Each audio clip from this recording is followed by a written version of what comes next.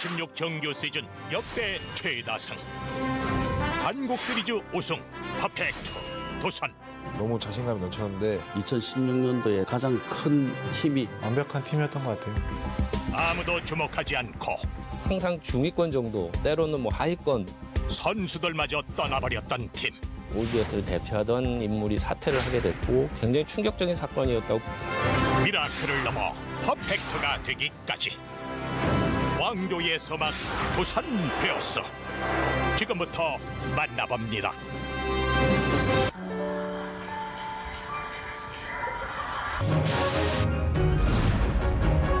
(1982년) 출범한 한국의 프로야구.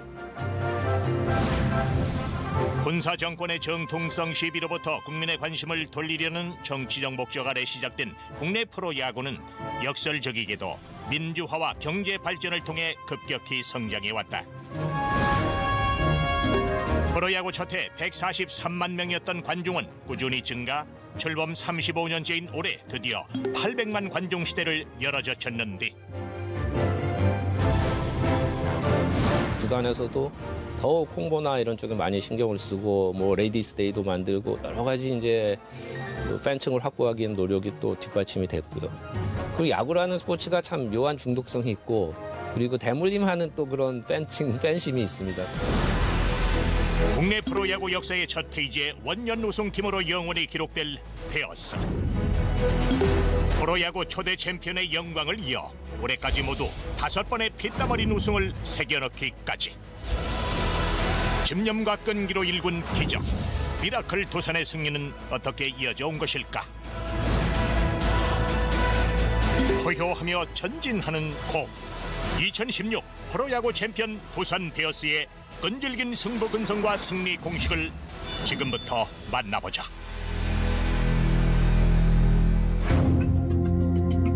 때는 1981년 5월 쿠데타로 정권을 잡은 당시 전두환 대통령은 청와대 수석 비서관 회의에서 고기 종목 프로화의 추진을 검토하라는 지시를 내렸다. 그 목적은 국민의 정치적 관심을 다른 곳으로 돌리기 위한 것. 당시 축구협회에선 야간 조명 시설 등을 위한 예산 140억 원을 지원해달라는 보고서를 올렸지만 일은 성사되지 않았는데, 전두환 전 대통령 같은 경우에 이제 육군 사관학교 시절에 또 유명한 축구 선수이기도 했고 축구에 훨씬 더 관심이 있었기 때문에 축구의 프로화에도 관심이 있었던 걸로 알려지는데, 축구협회에서는 조금 더 이렇게 분명하게 거부 의사를 밝힌 것 같아요. 정부 예산 지원이 있다면 가능하겠지만 그렇지 않다면 좀 곤란하다라는 이야기를 한 것 같고, 최초의 프로스포츠화라는 명분 있는 기회는 야구 쪽으로 넘어갔다. 당시 보고된 18쪽짜리 프로야구 창립 계획서. 그 안엔 국민의 열띤 응원과 관심을 이끌어낼 수 있도록 지역 연구제에 기반, 예산을 따로 들이지 않고 대기업들에게 창단을 맡기자는 프로야구 창립 방안이 담겨 있었는데, 하지만 상대적으로 야구 열기와 기반이 열세했던 충청권은 구단을 운영하겠다는 기업을 찾지 못해 난항을 겪었다. 어떻게든 두산그룹을 끌어들여서 6개 기업을 맞춰야 하는 입장에서는 이 두산그룹의 요구를 그래도 어느 만큼 맞춰줄 수밖에 없는 거죠. 그래서 3년의 유예 기간을 두고 3년 후에는 서울로 연고지를 이전해 줄 테니 일단 당분간만 맡아달라라는 것에 대해서 약속을 하고 창설 작업에 들어가게 되죠. 우여곡절 끝에 1982년 드디어 출발하게 된 국내 프로야구. 그 중에서도 가장 먼저 코치진과 선수단을 꾸린 건 다름 아닌 오비 베어스였다. 김영덕 감독과 김성근 투수 코치, 이광한 타격 코치를 비롯 25명의 선수가 발빠르게 창단식을 치르고 대한민국 최초의 프로야구단으로서 역사적인 첫발을 내딛었으니, 35년 국내 프로야구 역사에서 작년과 올해 2년 연속 우승을 포함 모두 5번의 챔피언 트로피를 품에 안음으로써 명문 구단에 당당히 이름을 올린 두산 베어스. 그 어떤 악조건 속에서도 포기하지 않고 마지막까지 반전을 노리는 특유의 뚝심으로 기적의 역사를 써내려온 그들의 원동력은 과연 무엇이었을까? 두산 하수분 야구라고 이야기하지만은 이군 선수들은 하수분이 되기까지 관심이 제일 중요한 것 같습니다. 제가 볼 적에는. 뭐 금전적이든지 뭐 다른 걸로 잘해주는 게 아니고 관심으로 너 잘한다, 어깨 한번 두드려주고 엉덩이 한번 두드려주는 그런 데서 선수들은 힘을 얻는 것 같습니다. 그게 우리 팀의 그 굉장히 그 경쟁력을 갖출 수 있는 그런 팀이라고 생각합니다.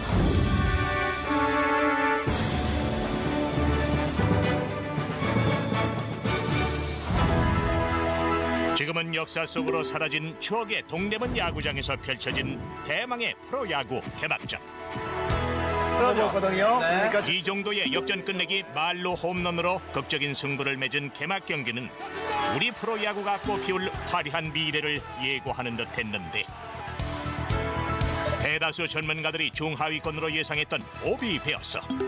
하지만 그들은 묵묵히 대반전을 준비하고 있었다.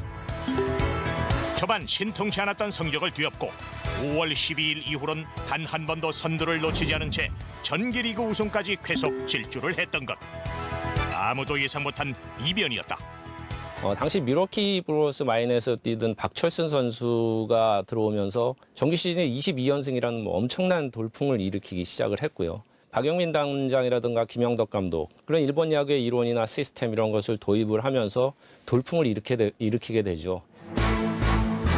프로야구 원년의 한국 시리즈. 전기리그 우승팀인 오비 베어스와 호기리그 1위를 차지한 삼성 라이온즈가 격돌했다. 그러나 당시 베어스 구단엔 짙은 먹구름이 드리워져 있었으니 그 이유는 바로 투수 박철순의 심각한 허리 부상 때문이었다. 프로야구 첫해 전무후무한 22연승의 신화로 단일 시즌 세계 최고 기록을 쌓아올렸던 원년의 슈퍼스타 박철순. 그런 그가 한국 시리즈에 출전할 수 없는 상태라니. 연장 15회까지 가는 4시간 55분의 혈투 끝에 3대3 무승부를 기록했던 1차전과 팀 에이스 박철순이 없는 가운데 0대9로 대패한 2차전까지 마쳤을 때 베어스엔 패배의 전운이 짙게 감돌았는데 3차전부터 시작된 기적 같은 드라마. 그것은 박철순의 부상 투혼과 한나라 뭉친 선수단의 승부욕이 만들어낸 합작품이었다. 이제 타지기는 우승까지 1승만을 남겨둔 상태에서 6차전 9회 초에 터진 김유동의 말로 홈런은 베어스의 한국 시리즈 우승을 알리는 촉포나 다름없었고 역사적인 원년 우승이 확정된 순간 오비 베어스 선수들은 마운드를 지킨 박철순에게 달려가 환희와 감격의 포옹을 나눴다. 첫 번째는 박철순이라는 투수가 상상 외로 강력한 투수였다는 점이 하나 있을 것 같고요. 두 번째는 김영덕 감독이 그 당시에 6개 구단의 감독 중에는 가장 프로의 운영에 대해서 잘 아는 감독이었다. 왜냐하면 3일 슈퍼스타즈 같은 경우에는 박현식 감독이 뭐 배팅도 가르치고 뭐 포수도 가르치고 투수도 가르치고 수비도 가르치는 뭐 이런 좀 난장판이었다면 오비 베어스는 이제 김성근 당시 코치 그리고 이광환 코치 역할 분담들이 된 전문화된 코치들이 선수들을 잘 또 다듬을 수 있었다는 것 이런 것들이 있을 것 같고요. 개막전까지 별다른 주목을 받지 못했던 베어스는 초대 챔피언으로 힘차게 비상하며 상황을 변명 삼지 않는 악전고투와 패기를 자신들의 전통으로 뿌리박았다. 이것이야말로 지금까지 이어져 내려온 베어스의 힘은 아니었을까.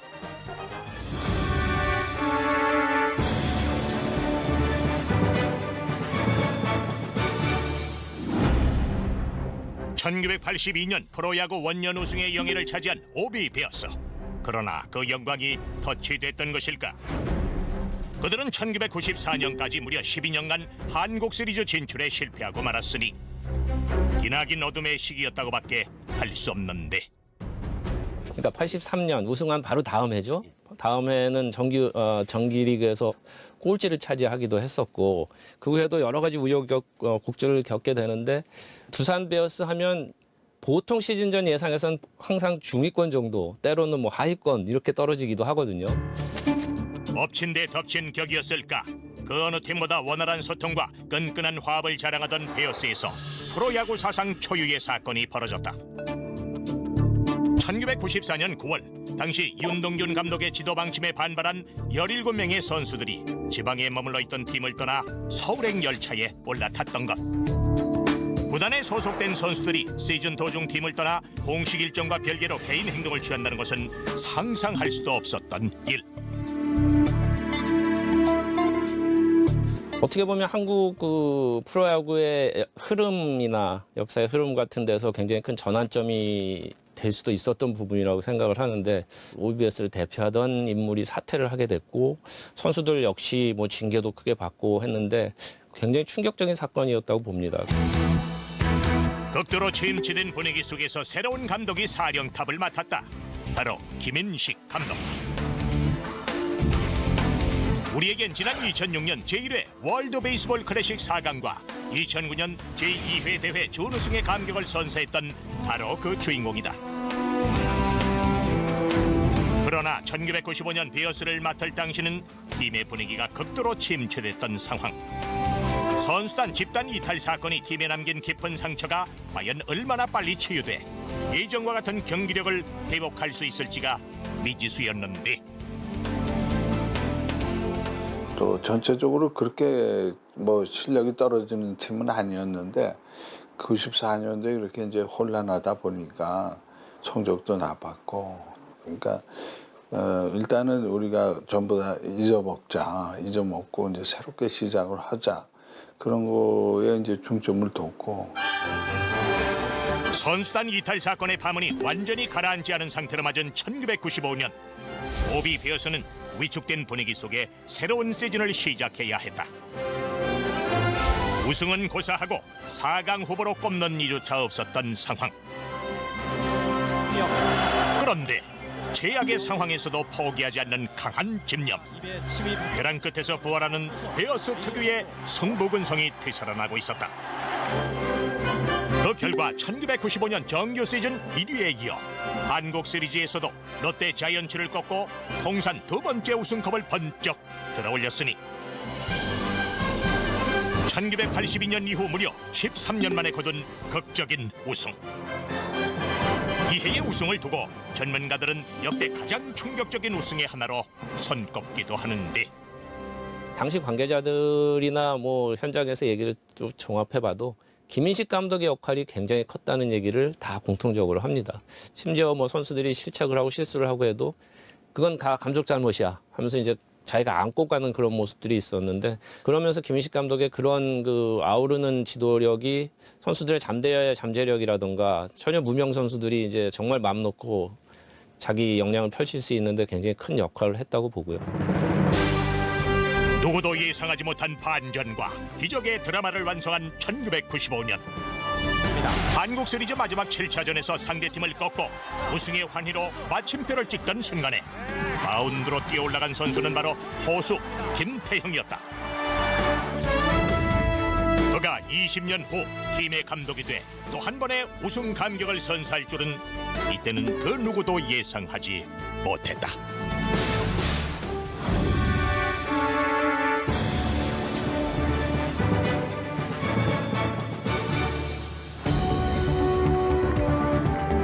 지난 2014년 10월 두산은 시즌 6위라는 저조한 성적의 책임을 물어 전임 송일수 감독을 전격 경질하고 김태형 감독을 새로 선임하는 결단을 내렸다.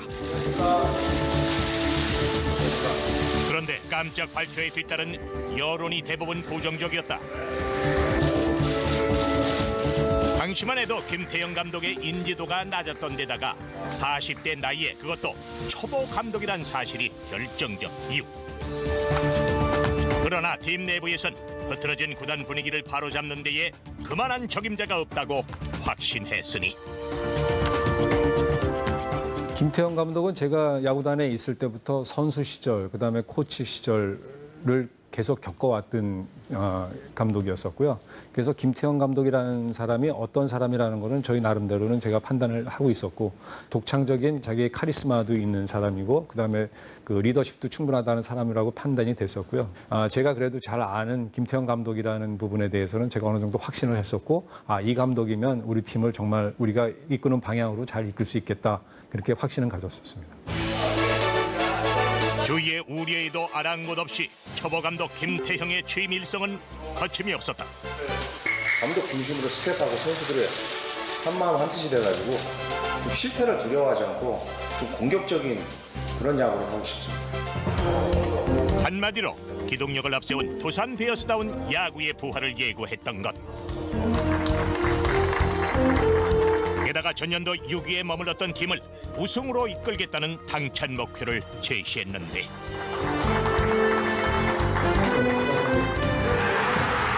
그것이 초보 감독이 내민 허풍 섞인 우승 공약이 아니라는 걸 김태형은 결과로 증명해 보였다. 바로 14년 동안 팀과 팬이 한마음으로 열망하던 한국 시리즈 우승의 쾌거를 감독으로 부임한 첫 해에 보란듯이 성취해낸 것. 전달하겠습니다. 취임 당시 따르던 온갖 우려와 부정적인 여론이 한순간에 씻겨 내려가는 순간이었다. 2015 한국 시리즈 우승팀 두산 베어스입니다. 꿈이 아니길. 너무 좋습니다. 너무 기쁘고 더 이상 뭐라고 말로 표현할 수 없을 정도로 너무 기쁩니다. 사실 현역 시절의 김태형은 평범한 선수에 가까웠다. 한국대를 졸업하고 1990년 오비 베어스에 입단, 2001년을 마지막으로 은퇴할 때까지 동산 타율 2할 3푼 5리를 기록한 화려할 것 없는 성적의 포수였던 것. 그러나 그의 진가는 1998년부터 3년간 팀의 주장을 맡았을 때 여지없이 발휘됐다. 위아래를 아우르며 선수단의 질서와 화합을 조화시키는 리더십과 카리스마가 그 누구보다 탁월했던 것. 선수 시절에는 이제 수비형 포수였다 이렇게 볼 수 있어요. 그러다 보니까 아무래도 투수들의 리더를 많이 이제 뭐 본인이 했었고 전체적인 이제 팀 운영하는데 아무래도 그 내야라든가 외야에 벤치에서 감독이 사인을 낸다든가 하면 그걸 전달하는 그때부터 그런 리더십이 있지 않았나 이렇게 봐집니다. 김태형 감독은 그 나름대로의 그 카리스마가 있습니다. 선수들을 그 장악하고 이끌고 가는 그런 힘으로 용병들도 그때 김태형 주장한테는 꼼짝을 못하는 그런 풍경이 많았습니다. 김태형의 프로야구 인생이 시작되고 선수와 코치를 거쳐 감독에까지 오른 곳이 바로 베어스. 프로야구인으로 살아온 27년 중 잠시 다른 팀의 코치로 몸담았던 3년을 제외한 24년을 온전히 한 팀에 바쳤던 것인데 그러기엔 누구보다 베어스의 야구를 이해하고 실천할 수 있었던 감독은 김태형뿐이었을지도 모르는 일이다. 예전에 김시 감독이 있을 때는 홈런을 많이 칠 수 있는 타자들이 많았고 김경문 감독님 있을 때는 이렇게 빠른 야구, 약간 뛰는 야구를 했었다면 김태형 감독님은 이제 그거에 이제 딱 중간인 것 같아요. 어떻게 해서든 그 선수들이 가진 기량을 어떻게든 뽑을 수 있도록 감독님이 그런 부분에서 많이 신경을 써주기 때문에 이제 그만큼 또 기량이 또 올라오는 사람들이 또 생기는 것 같아요. 얕은 수를 모르는 묵직하고 단단한 야구. 그러기에 뚝심이란 두 글자가 오랜 세월 팀의 특성을 대변해온 두산 베어스. 24년을 베어스맨으로 살아온 김태형의 리더십을 통해 가장 그들다운 경기를 펼쳐 보였기에 장단 이후 최고의 전력으로 평가받는 지금의 팀이 만들어진 것은 아닐까. 관중 여러분과의 구호 속에 트로피를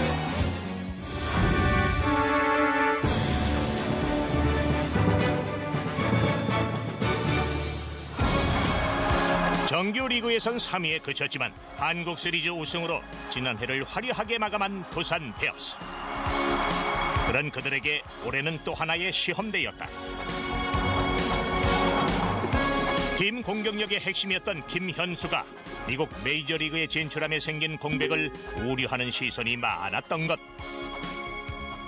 사실 우승하고 항상 그 다음에 성적이 안 좋았잖아요. 그래서 현수의 공백도 물론 컸지만은 용병들에 대한 그 부분이 아직 검증이 안 되었기 때문에 그 부분이 사실 김현수보다는 더 좀 걱정스러웠어요.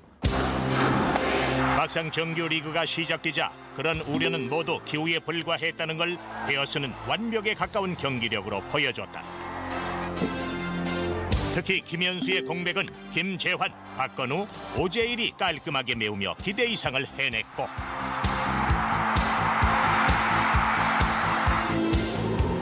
리퍼트, 유희관, 오우덴, 장원준으로 이어진 막강한 선발 투수 4명은 판타스틱 4라는 환상의 별칭까지 얻으며 어느 때보다 완벽한 투타 균형을 이뤄냈다. 뭐 2016 KBO 리그는 두산 베어스로 시작해서 두산 베어스로 끝났다. 뭐 이렇게 해도 말을 할 수 있을 것 같은데요. 21년 만에 또 이제 정규 시즌 우승을 차지를 했거든요. 93승은 KBO 리그 최다승 기록이고 2016년 두산 베어스는 뭐 말로 표현할 수 없을 만큼 강한 팀이었고요. 완벽한 팀이었던 것 같아요. 네. 두터운 선발진과 강력한 장타력을 앞세운 선굵은 야구. 올해 그들은 역대 구단 최다승 기록인 93승으로 정규리그에서 1위를 차지 최강 두산에 어울리는 모습을 보였다.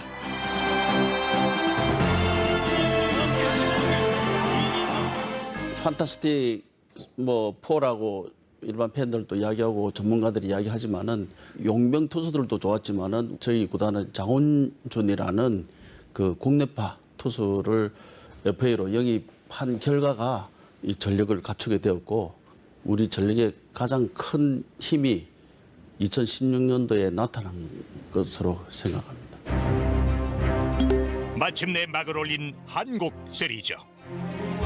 두산 베어스와 NC 다이노스가 맞붙은 2016년 패권 싸움은 무엇보다 김경문 감독과 김태형 감독의 사제 대결이란 점에서 큰 관심을 모았는데 두 감독이 함께 선수로 활약한 전력을 가졌을 뿐 아니라 김경문이 두산 베어스의 수장을 맡던 시절 김태형이 배터리 코치를 담당하면서 적지 않은 세월 한솥밥을 먹었던 끈끈한 인연이 이어졌던 것. 워낙 또 성품이 좋으시잖아요. 그래서 배울 것도 많고 또 좋은 얘기 많이 해주세요. 많이 해주시고 승부의 세계에서는 정말 베스트로 하고 그다음에 또 제가 선배로서 정말 존경할 부분, 배울 부분은 많이 배우고 있습니다. 그러나 사제지간이라도 승부는 승부.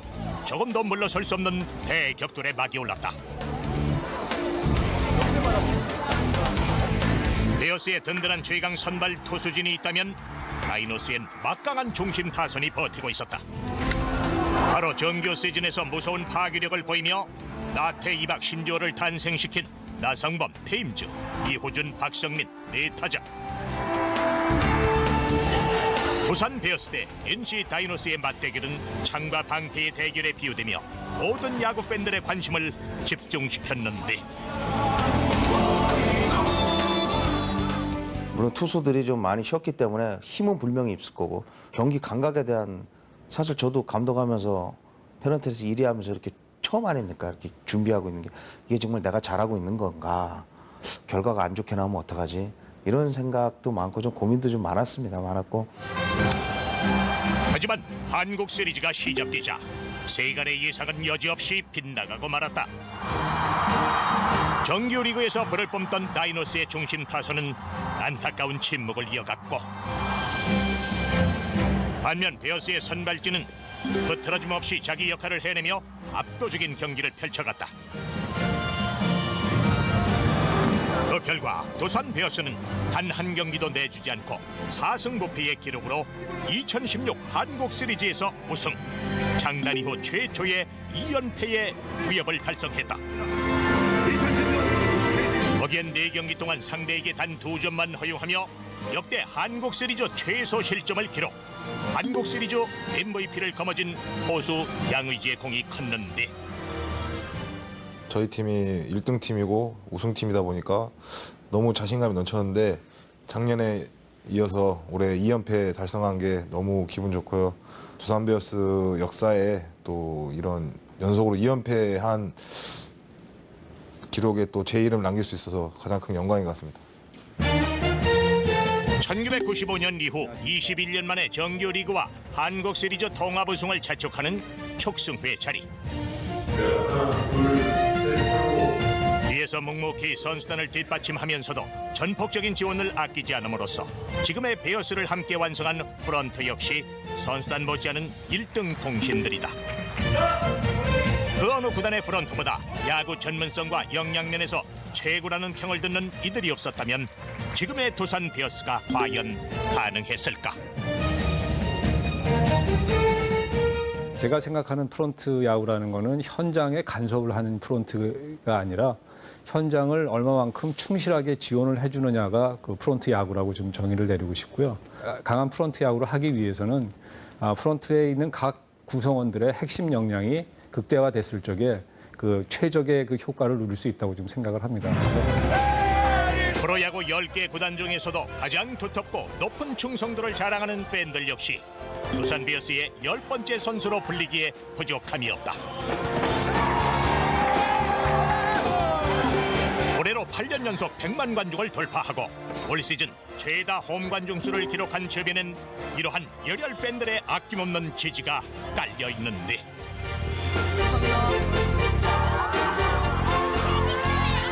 두산 선수들 너무 고생 많으셨고 우승 축하드립니다. 네, 내년에도 우승해주세요. 네, 두산 화이팅! 김경 KBO 리그. 프로야구 번년 우승으로 영원히 기록될 자랑스러운 역사. 불가능을 가능케 하는 불굴의 투지와 끈기로 5번의 한국 시리즈 재패를 이룬 명문 구단 두산 베어스. 최강의 전력으로 이뤄낸 2년 연속 한국 시리즈 우승의 쾌거를 넘어 또 한 번의 미라클을 향해 독심의 곰들이 펼칠 내일의 야구를 기대해본다.